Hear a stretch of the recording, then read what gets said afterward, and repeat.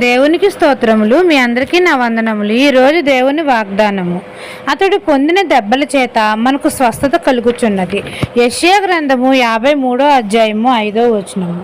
మన ప్రభువైన యేసుక్రీస్తు మన అందరినీ రక్షించడానికి నరావతారిగా దేవుని కుమారుడిగా ఈ భూలోకానికి వచ్చాడు.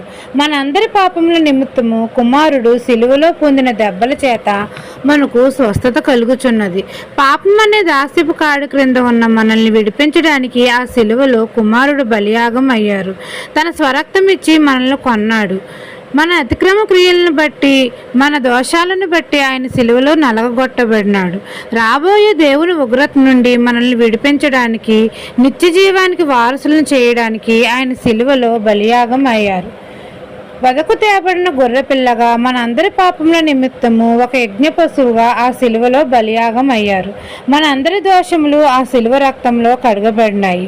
మనమందరము పరిశుద్ధులముగా అయ్యాము. ఆయన పొందిన దెబ్బల చేత మనకు స్వస్థత కలుగుచున్నది.